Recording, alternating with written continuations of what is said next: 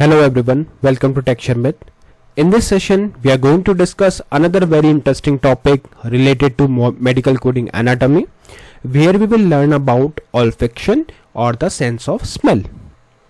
So by the end of this session, you will be able to understand what is olfaction and why we call it as the sense of smell, what is the primary organ for the sense of smell, right? So these are all things we are going to discuss in this particular session in detail. But before we proceed further with it, I would like to recommend you to please go and check out the previously released session first, because they all are in proper sequence and sync. So if you follow it sequentially, then it would be much more easier for you to understand the ongoing topic, because for timing we are just mainly focusing on olfaction and the sense of smell. But prior to that, you should know about gustation and all the other things that we have already covered related to eye and ear, right? Anatomy part, so that you can refer. And for that, what you can do, you can also refer the Sharmit digital course book, which is freely available in the description box. There you will find thousands of sessions available in both Hindi as well as English language. So without any language barrier, easily you can consume the content. And in case if you have any queries or questions related to that, feel free to reach out to me through comment section. I would be more than happy to answer all your questions there. Okay. Alright, so let's get started and see what is olfaction and the sense of smell. So definition wise, it's very simple and straightforward. Olfaction is the medical term for the sense of smell. Okay. So this term is mainly used to denote the sense of smell. It is a special sense that allows the body to detect and identify airborne chemical molecules that enter the nasal cavity and dissolve in the mucous lining of the nose. Okay, so if someone asks you what is olfaction, so you can say that it is nothing but a sense of smell, and it's a special smell sense that helps the human body to detect and identify the airborne chemical molecules. Okay, and these molecules enter the human body through nasal cavity, and then it got dissolved in the mucous lining of the nose. Okay, so this is called olfaction, special sense of the nose. Now the word olfaction comes from the Latin word that is olfactory, meaning to smell. So olfaction is in short we can say the special sense of the smell. Clear? Now we know like what is olfaction, but the next thing is which part of the human is the primary organ for the smell. So the primary organ of the smell is the nose. Okay, so the nose is a primary organ responsible for smell, where we have multiple key structure that involved in olfaction process. You can see here there are two columns, structure and description, and the first structure is nasal cavity.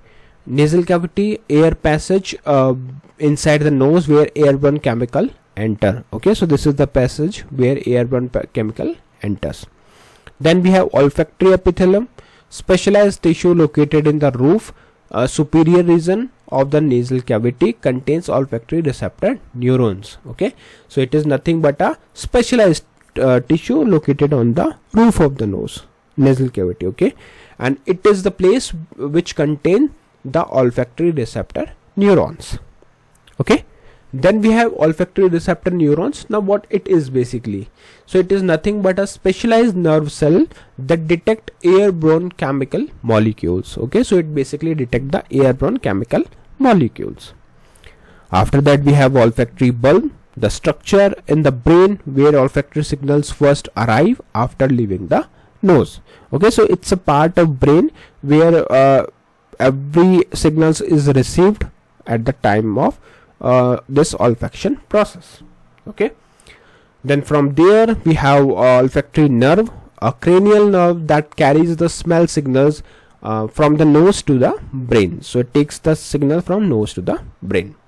Okay, so I think this part is clear to everyone. Now let's talk about the process, the overall process, like how the smell works. Okay, so I have divided it into 6 parts. So one by one we will go through it. The first part says airborne chemical molecules enter the nasal cavity during the breathing. Okay, so at the time of breathing, airborne chemical molecules enter the nasal cavity. Then chemical molecules dissolve in the mucous lining in the olfactory epithelium. Okay, so whatever molecules are there, it got dissolved in the mucous lining of the olfactory epithelium. Then in step 3, these dissolved chemical activate the olfactory receptor neurons in the olfactory epithelium. Okay, so it simply activate the olfactory receptor neurons. Then olfactory receptor neurons generate nerve impulses that travel through the olfactory nerve, that is CN first. Okay, then we have step number 5.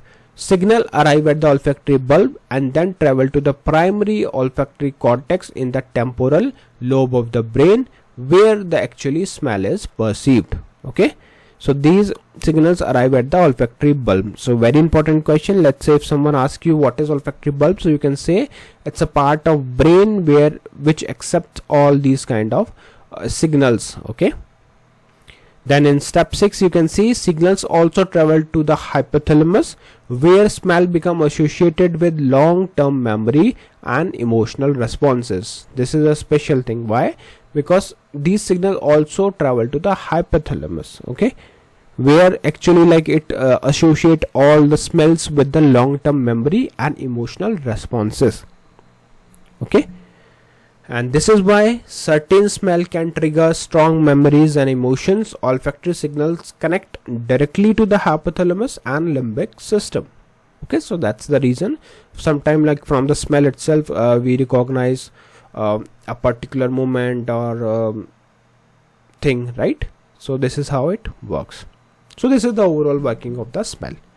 Now let's talk about some of the features of the olfaction. Okay, so olfaction has several unique features that makes it different from the other special senses. Like feature number 1, only sense that bypasses the thalamus. Okay, so this is the only cell that actually bypasses the thalamus. Okay, because all other senses relay through the thalamus before reaching the cortex, but olfactory signal go directly to the olfactory cortex. Okay, second feature, directly connected to the memory and emotion. Yes, it is directly connected to the memory and emotion. So olfactory signals connect to the hypothalamus and limbic system, which is why smell triggers powerful memories.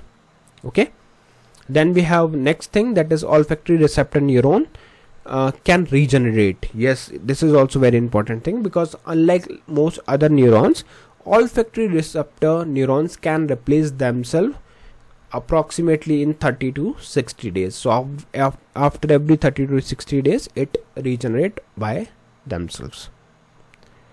Next point says over 10,000 odors can be detected. Yes, the human body can detect more than 10,000 different odors. Okay, but depends on person to person. Okay, so these are the some unique features of olfaction. Now we will talk about some of the brain areas that are actually involved in olfaction, and I'm sure you know about olfactory bulb, because this is the first place where actually these smell signals are received through CNI. Okay, so olfactory bulb is one part. Second part is primary olfactory cortex. Now what is this primary olfactory cortex? It is located in the inferior and medial temporal lobe, and I'm assuming that you know what is inferior, you know what is medial, because this thing we have learned in one of our session of related to medical directional term. So I'm not spending much time here. We'll move to the next thing. So this is the place where the smell is consciously perceived. Okay, then we have hypothalamus, which associates smell with long-term memory and emotional responses. At the end we have limbic system, which is emotional brain, explain why smell triggers strong emotion memories. Okay, so these are the all brain area and the role in olfaction process. Now quickly see what are the common smell disorders. Okay, so we will see one by one all the disorders.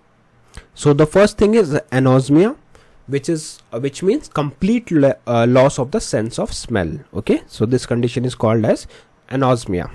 Then we have hyposmia, reduced or decreased sense of smell. In this situation, sensing power got decreased or reduced. Then we have hyperosmia, abnormally increased sensitivity to smell. In this situation, sensitivity increased and abnormally, and we call it as hyperosmia. Then we have parosmia, distorted cell of smell. Odors smell differently from what they actually are. Okay, so in that situation, it will smell differently. Okay, the actual smell is different, but it will smell differently. This is called as distorted sense of smell, which is parosmia. Then we have phantosmia, smelling odors that are not present. Okay, so in this situation, nose perceive the smell which is not even present, and that is why we call it as a olfactory hallucination. Okay, then we have prebiosmia, which is age related decline in the sense of smell.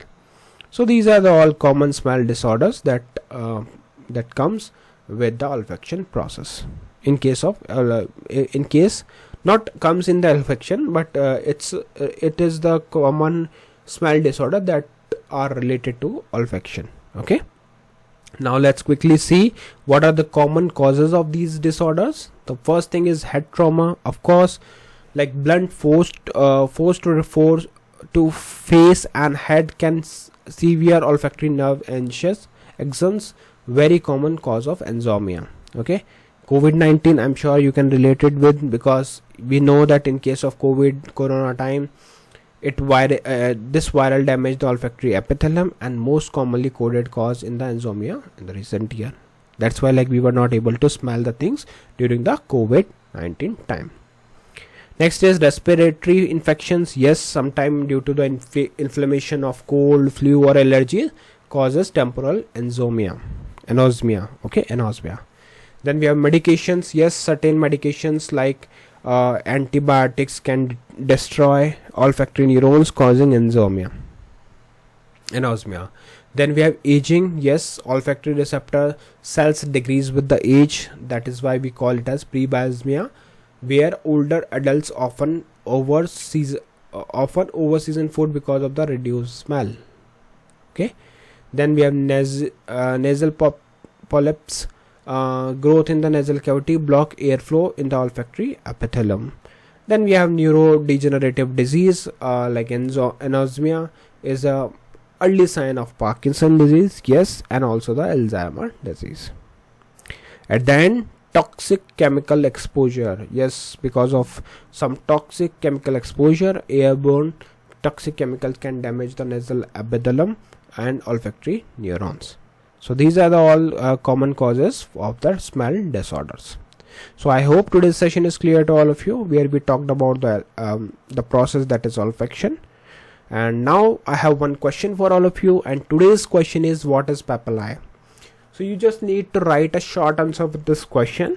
So when you are going to share this question, the answer of this question, it will help others, because let's say if someone don't know the answer, they can simply refer it from your shared knowledge. Okay, because when you share your expertise in the comment, it will really help them. Also, it will give me the timely notification that you guys are learning from these series, and on the basis of that only I will release more new session to our playlist. So I hope this is clear. So please do share your knowledge in the comment section so that others can take a reference from it. So yeah, that's all for today. See you in the next session with new topics. So thank you for watching Tech Sharmit.